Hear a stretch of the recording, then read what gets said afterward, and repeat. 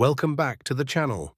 Today we're going to tackle a question that a lot of people are starting to ask quietly, even if they're not saying it out loud yet. Could XRP be one of the best investments to make going into 2026? Not next week, not tomorrow, not off a headline pump, but as a strategic position looking a full cycle ahead. And before anyone jumps to conclusions, this isn't about hype, moon targets, or fantasy numbers. This is about whether XRP, based on where it stands right now, is structurally positioned better than most people realize. XRP is one of the most misunderstood assets in crypto. For years, it wasn't even evaluated on fundamentals. It was evaluated through noise, lawsuits, misinformation, tribalism, and endless comparisons that missed the point entirely. A lot of people wrote it off not because they studied it, but because it was easier to follow the crowd. That's important to acknowledge because markets have a habit of rewarding assets after the crowd has already dismissed them. What makes this moment different is that we're no longer talking about hypotheticals. One of the biggest clouds hanging over XRP for nearly half a decade is gone. The regulatory battle that defined XRP's narrative for years is now resolved. And whether people like Ripple or not, the reality is that regulatory clarity matters. Markets price uncertainty brutally. When that uncertainty is removed, the entire risk profile of an asset changes. For the first time in a long time, XRP can be evaluated like a real asset, instead of a legal question mark. That alone doesn't make it a good investment, but it removes a massive reason why institutions, funds, and large allocators stayed on the sidelines. And that shift is subtle but powerful. Capital doesn't rush in overnight. It re-enters cautiously, structurally, and over time. Another thing people consistently underestimate is how institutions actually think. They don't care about crypto Twitter debates. They don't care about memes. They care about compliance, scale, liquidity, and whether an asset fits into existing financial rails without blowing up risk models. When you filter crypto through that lens, the list of viable assets shrinks dramatically. Outside of Bitcoin and Ethereum, there are very few networks that even qualify for that conversation. That's where XRP starts to stand out. Not because it's perfect, but because it's been built with a specific role in mind from the beginning. Cross-border settlement, liquidity bridging, and integration with financial institutions aren't narratives that appeared last cycle. They've been part of XRP's design philosophy for years. The difference now is that the regulatory and institutional environment is finally catching up to that design. It's also important to be honest about timing. We're not talking about a market that's euphoric and chasing anything with a ticker. We're talking about a market that's been burned, cleaned out, and forced to mature. That kind of environment favors assets with durability over assets with hype. It favors infrastructure over speculation. And it favors projects that can survive scrutiny, not just attention. Looking ahead to 2026 specifically matters because that's far enough out to allow structural changes to actually matter. ETFs don't rewire markets in weeks. Institutional partnerships don't change liquidity overnight. Regulatory clarity doesn't instantly reprint everything. These are slow-moving forces. But when they compound, they matter far more than short-term price action. This is also where people make a critical mistake. They assume that if an asset hasn't already exploded, it must be dead. That's lazy thinking. Some of the best performing assets in any cycle are the ones that spent years being ignored while infrastructure was quietly built underneath them. By the time the narrative shifts, most of the upside is already in motion. None of this means XRP is guaranteed to succeed. There are real risks. There is real competition, and there are plenty of ways this thesis could take longer than people expect. But dismissing XRP outright in 2025 and 2026 without examining the facts is no longer an informed position. It's an emotional one. So in this video, we're not going to sell dreams. We're going to walk through the actual catalysts, the structural changes, and the reasons serious investors are starting to revisit XRP as a long-term position. Not because someone said it's going to a ridiculous number, but because the environment around it has fundamentally changed. If you want to understand why the conversation around XRP has changed so dramatically, you have to start with regulation. Not headlines, not opinions, but actual resolution. For years, the SEC case wasn't just a lawsuit. It was a structural chokehold. It froze institutional interest, scared off custodians, blocked ETF conversations, and kept XRP in a legal grey zone that serious capital simply does not touch. Institutions don't speculate around unresolved regulatory risk. They wait. And that's exactly what happened here. When the Ripple SEC case officially reached its conclusion in August 2025, it didn't just close a chapter, it removed one of the largest overhangs any major crypto asset has ever faced. Ripple agreed to a defined settlement. Both sides withdrew their appeals, and for the first time in years, XRP had legal clarity in the United States. That matters more than most people realize. Markets hate uncertainty, but they especially hate open-ended uncertainty. Once that risk was capped and quantified, XRP's profile changed overnight, even if the price didn't immediately reflect it. This is where retail often gets confused. People expect price to react instantly to good news. That's not how institutional markets work. When legal clarity arrives, it doesn't trigger hype buying. It unlocks processes. Custodians can list, funds can model exposure, banks can integrate, ETF issuers can file.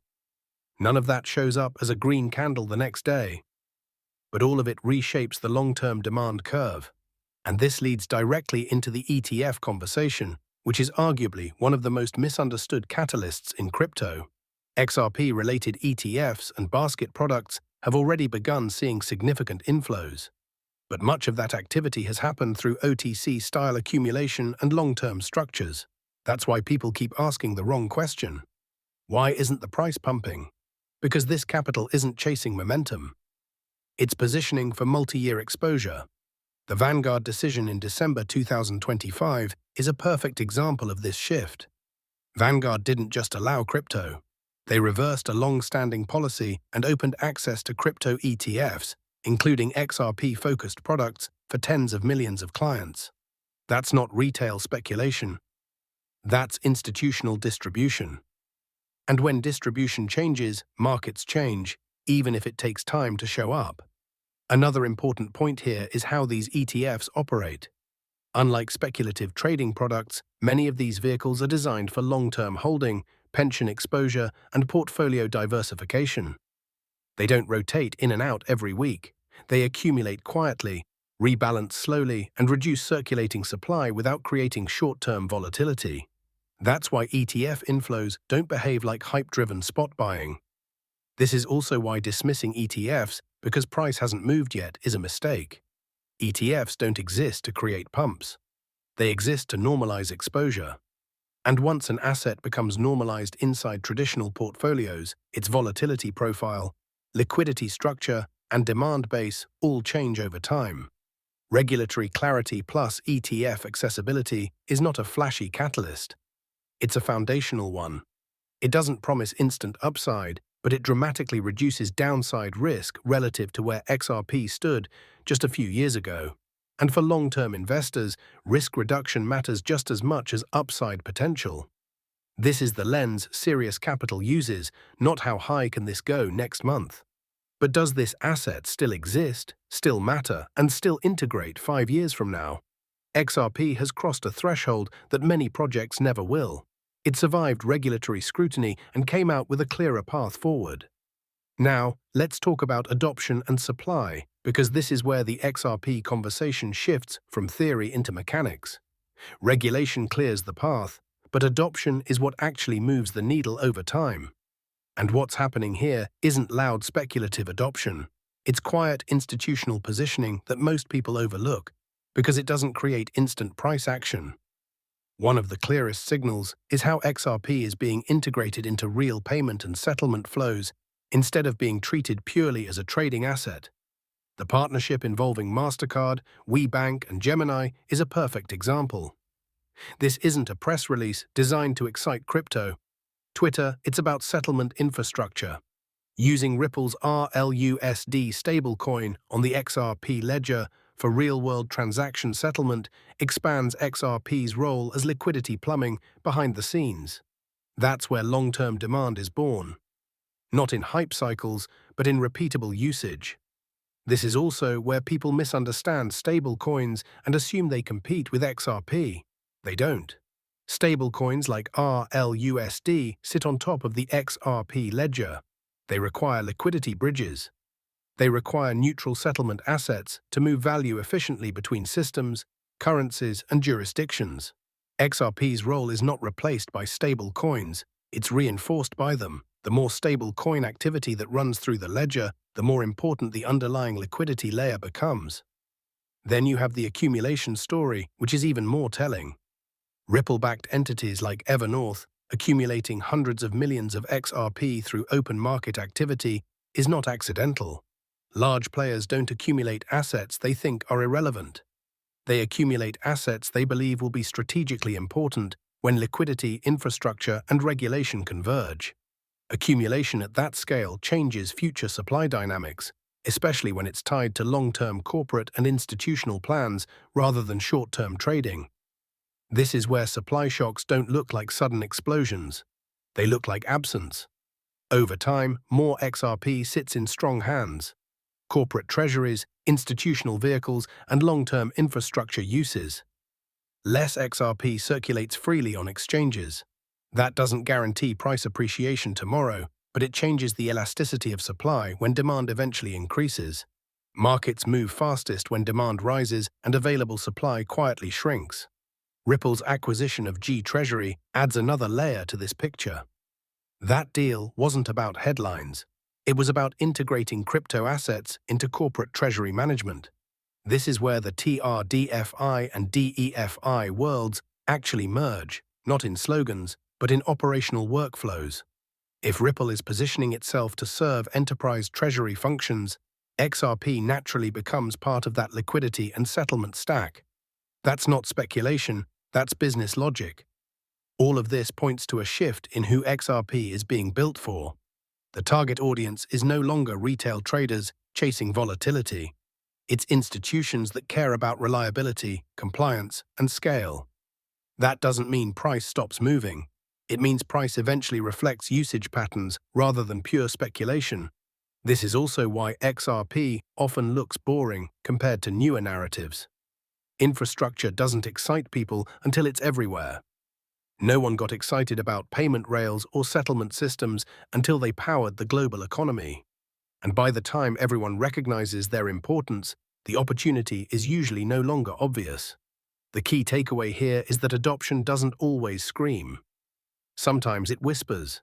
And when you see real partnerships, real accumulation, and real supply positioning happening simultaneously, it's worth paying attention, especially when most of the market is distracted by short-term price action. Now, let's zoom out because none of these developments exist in a vacuum. Adoption, accumulation, and infrastructure only really matter when they line up with the broader macro environment. And heading into 2026, that environment is changing in ways that strongly favor assets built for settlement, liquidity, and compliance rather than speculation. We're moving into a phase where global finance is being forced to modernize its plumbing. Banks, payment networks, clearing houses, and custodians are under pressure to reduce friction, increase transparency, and operate across borders more efficiently. This isn't a crypto narrative, it's a financial system problem. Legacy rails are slow, expensive, and fragmented, and institutions know it. That's why you're seeing increasing openness to blockchain-based settlement, tokenized assets, and on-chain infrastructure. This is where XRP's positioning becomes relevant at a macro level. XRP was not designed to be a store of value or a meme-driven speculative asset. It was designed to move value between systems that don't naturally talk to each other.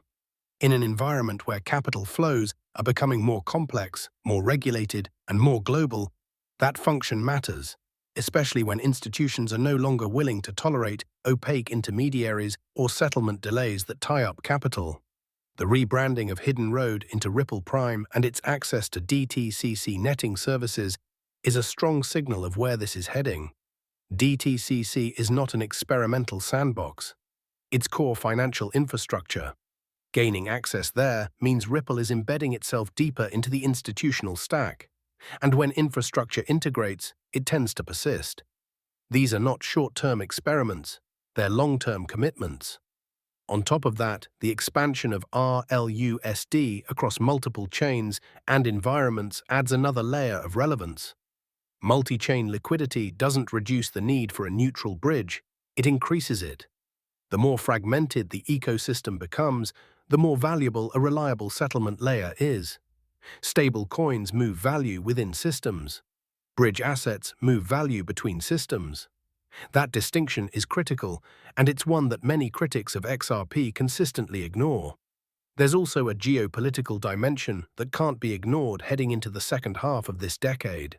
De-dollarization narratives, regional payment corridors, and alternative settlement frameworks are no longer fringe discussions. They're being actively explored by governments and financial institutions. That doesn't mean the dollar disappears. It means the system becomes more complex, more multi-olar, and more reliant on neutral settlement mechanisms. XRP fits naturally into that gap. This is also where timing matters. 2026 is not about instant gratification. It's far enough out that infrastructure decisions made today can start producing measurable impact. ETF accessibility, enterprise adoption, treasury integration, and cross-border settlement don't flip a switch overnight. They compound, and compounding infrastructure tends to create asymmetrical outcomes over longer time horizons. None of this guarantees XRP outperforms everything else. Markets are competitive, technology evolves. Execution matters.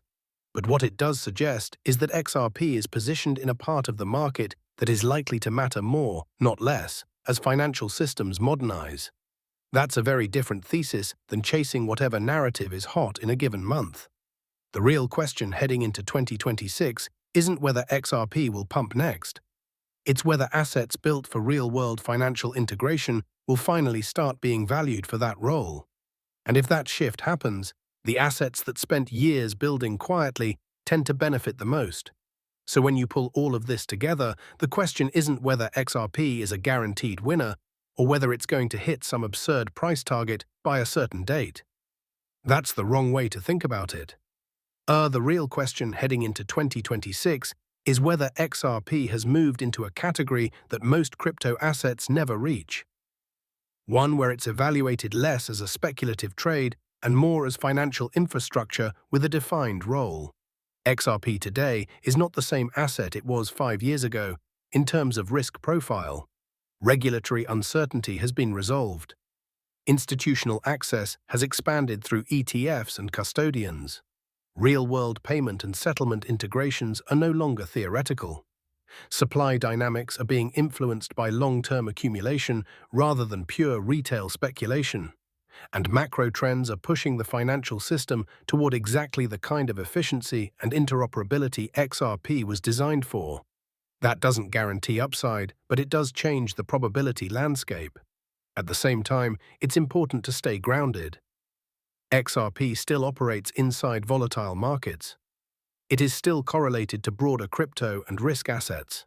Competition exists, execution matters, and adoption timelines can be slower than expected. Anyone telling you XRP is inevitable or that it's going to some predetermined number is selling certainty that doesn't exist. Markets don't reward blind conviction, they reward informed patience. What makes XRP interesting as a potential 2026 investment idea is not hype, but alignment. Alignment between regulation, infrastructure, institutional behavior, and macro direction. When those forces line up, assets don't usually move in straight lines. They move in phases, long periods of frustration followed by repricing once the market recognizes what's actually been built underneath the surface. That's why dismissing XRP outright at this stage is just as lazy as blindly shilling it. Serious investors don't deal in absolutes. They weigh evidence, assess risk, and decide whether an asset fits their time horizon and strategy. XRP may not be right for everyone, but pretending there's nothing there ignores a growing list of concrete developments that didn't exist in prior cycles.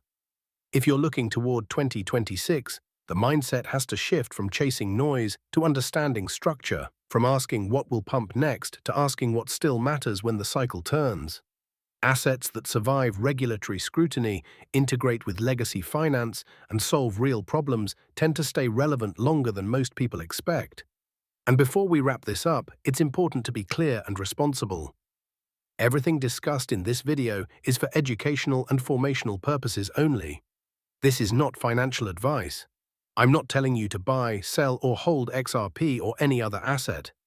You are responsible for your own research, your own risk management, and your own investment decisions.